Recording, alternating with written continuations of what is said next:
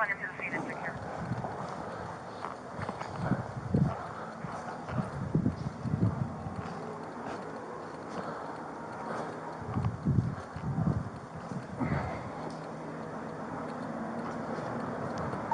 We got one subject down, apparent gunshot wounds in the chest.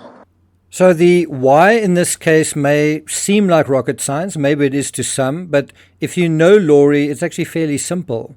But let's do an experiment. Take out your notebooks, write down the question, why? And why did Lori do what she did? What is her motive? Stop this video right now, take a second, maybe a minute, to just think about that. Then write down your answer. You can also write it in the comments right now.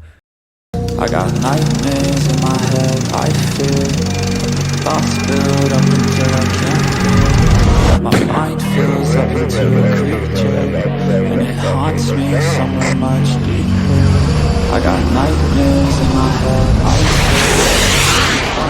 fear. Hello and welcome to True Crime Rocket Science, the most authentic voice in true crime.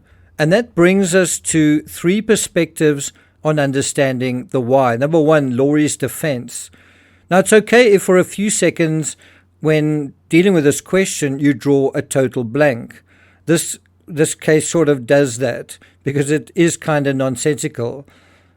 I just hope you're not saying it's because of narcissism, because all of us do what we do based on some form of narcissism, some form of self-interest. Now, when Lori's trial began on April 3rd, 2023, in Boise, Idaho, she didn't testify in her own defense. Her lawyers didn't call any witnesses either. And that's certainly a question that is arising in this trial. Is Lori going to testify this time? Do you plan to take the stand yourself in your own trial? Haven't decided yet. Don't need to decide that. Legally, you don't have to decide. So we're going to see how it goes. Now, in her first trial dealing with the murders of her children and Vallow-Daybell, her lawyers didn't call any witnesses either. Remember, the prosecution called about 60 people to testify. Lori's case, and she knew it, was that she had no case. Lori's defense, and she knew it, was that she had no defense. She would later say in an interview that Tylee killed JJ, and then Tylee killed herself. Lori is a champion of using words to conjure reality. That may have worked with the feeble minds that she surrounded herself with, but a murder investigation tends to involve more than a cursory inquiry. Although it has to be said, the murder of Charles Vallow was initially dismissed as a self-defense case. In other words, the cops initially took Lori's word for what happened. So yes, that was pretty weak-minded of them, and I guess it's taken a while for minds to catch up with Lori's mischief. Incidentally, in Chad Daybell's trial, he almost had no defense either. The trial of her partner in crime was basically a repeat of the facts and evidence of Lori's case. The main difference was that Chad's family testified that Tammy wasn't healthy before she died, while other people testified that she was. And of course, they found against Chad as well. He was also convicted of her murder as well as the murders of the Lori's children.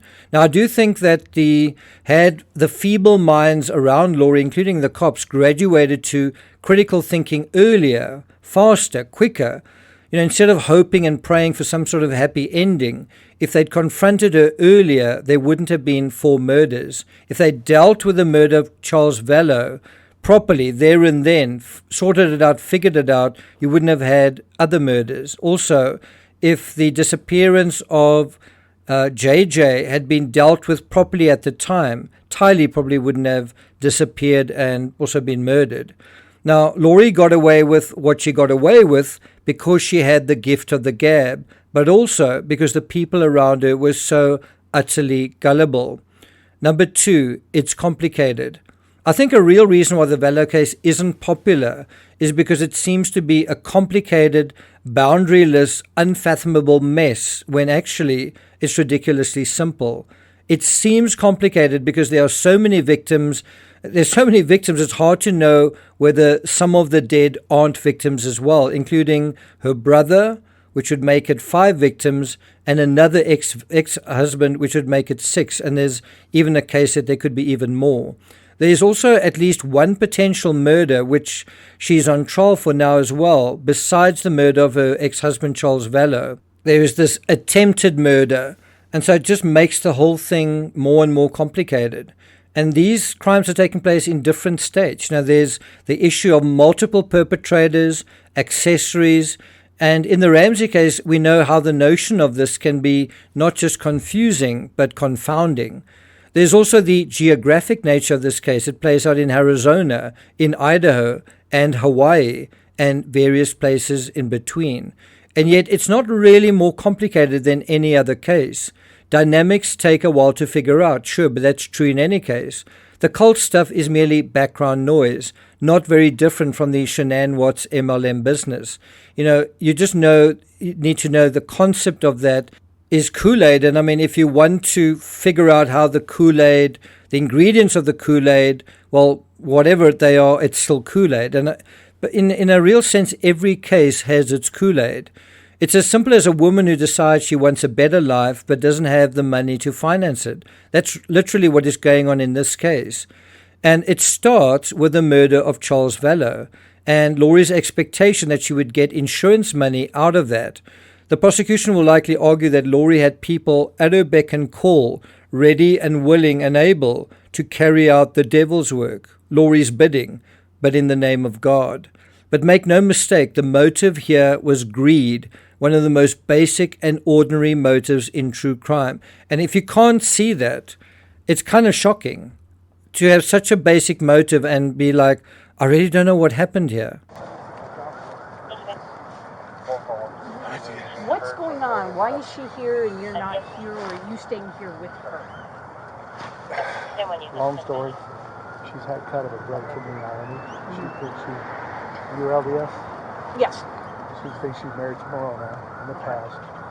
This is her You think she's what? was married to Moroni at the top of the temple. Angel, Moroni. LDS, Angel. They don't let She's me got in a there. probation, and she knows when the second coming is happening next year, so does the prophet. Okay. He knows it, she knows about it. She meets with Moroni. Now, it actually doesn't matter if you missed all of that conversation or you didn't even listen to that conversation. It's Kool-Aid. And guess what? Charles Vallow, who to his credit smelled a rat and sensed how loopy Lori was, she was just going off the rails. He changed his life insurance to make sure Lori didn't inherit. And guess what? She didn't. And so, of course, when that happened and Lori wasn't on the cosh for murder, she simply tried to get social grant payments from her dead children to finance the next chapter of her life. This didn't work, well, let's try that. And of course, her kids weren't part of her dream vacation in Hawaii. How would Chad feel about taking the kids along?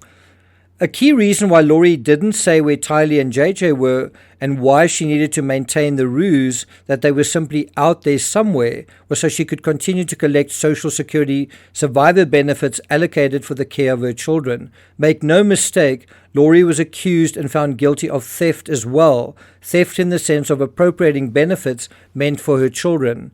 The jury also found Lori guilty on that count. And that then brings us to the answer to the question we're asking, the why. Well, number 3, the why is not rocket science.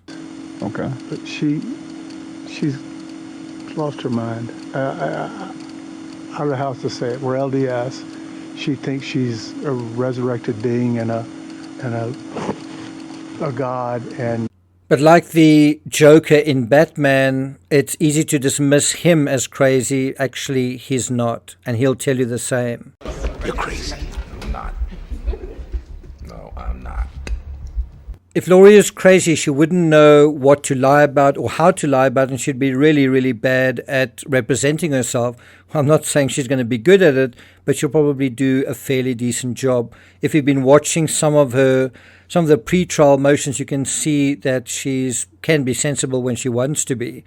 Lori representing herself is quite a representative insight into Lori as a person, seemingly delusional, apparently in denial, but actually crafting her own reality, conjuring reality with words, with lies. She's actually very good at sort of narrative staging, if that's the word, just creating stories. That's not craziness. That's just a schema. And Lori is quite clever with this. I mean, how does she explain the murders of her own children? Tylee killed JJ and then herself. It's quite a clever ruse. Not true, but nevertheless quite, from a scheming perspective, quite clever. So the motive for all the murders, including Tammy, was greed. People were killed for money because Laurie didn't have a job. You actually hear her say so at the end of one of those body cam excerpts. And Chad was poor. He was poor as a church mouse. He's a failing author, but he was happy to do Laurie's bidding. And I do think that Laurie was basically the puppet master. She was the one pulling everyone's strings. Chad was sort of pandering to her by providing Kool-Aid for everyone to drink, in a way. And Chad's job, I think, was to make it divinely official so that the likes of Alex would carry out what they wanted to do and think it was God's work. So Laurie's motive is garden variety greed and greedy self-interest. And what does Laurie want at the end of the day? Well, the same thing most of us want, a better life. And you can see that in this image. This is where they are, where they want to be. This was the life that Laurie wanted. And this is what Chad wanted. Just look at this. Tonight I figured out who I feel like. I'm a grown-up version of Harry Potter who has to live with the Dudleys in his little space under the stairs. Every few weeks I get to escape and have amazing adventures with my goddess lover. But then I have to return to my place under the stairs, feeling trapped. But I sense permanent freedom is coming. And some of you may remember that Chad and Laurie sort of made up like a fictional story about themselves, where Chad would give Laurie a different name and give himself a different name and sort of make this sort of fictional story up. And that is what they are experts in, peddling fictions. And so you can see these aren't complicated people. These are simpletons with overly simplistic fantasies for themselves, but not the means to bring it about. Chad, as I say, was a failed author, poor as a church mouse. Laurie was a hairdresser and a one-time beauty queen. And so when we fail to fathom the why, it's because we're doing the same thing, simply not willing to put in the effort to try, simply not even trying to think. How many other cases involve cults? Well, think about Jodi Arias, think about Chris Watts, think about Alex Murdaugh. How many other cases invoked God? Well, think about the Ramseys, think about the McCanns, think about Chris Watts. And that then brings us to this question, why isn't this case high profile? I'm not going to deal with it here, but I do want to ask you guys why you think that is the case. Because this case really ought to be the biggest, most high profile case in America. Anyway, I'm not going to take it further than that. Thank you for listening, and I'll see you guys next time.